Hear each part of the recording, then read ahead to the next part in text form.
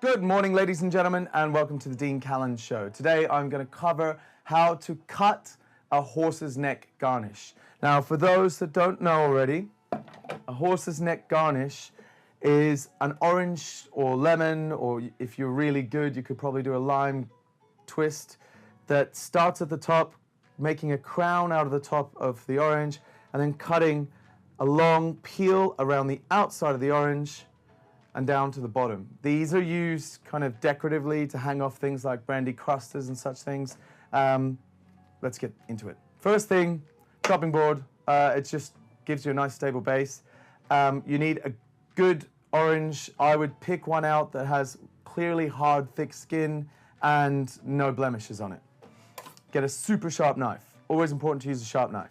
Now, first thing I do is I look at the top and I kind of imagine how thick the pith is, cutting away from myself.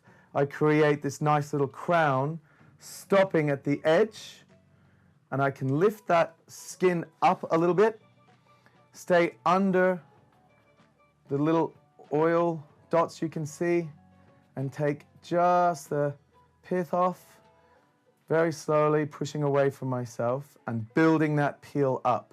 Now, once you've started building that peel up, it's important to keep the blade nice and even. You can see exactly where the peel is peeling away, and keep peeling it away as you run through and start getting closer to the bottom. Now, as you start to get close to the bottom,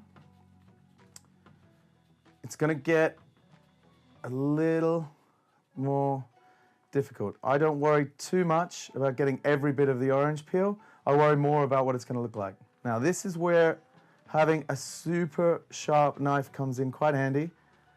I just keep the blade on the outside of that tiny little dot in the center, and I neatly come around and try to get all of it.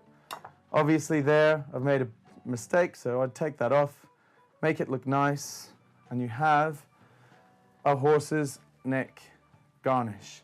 Now, one of the cocktails that I love, which is a Café Brûlot, has cloves studded all the way down that.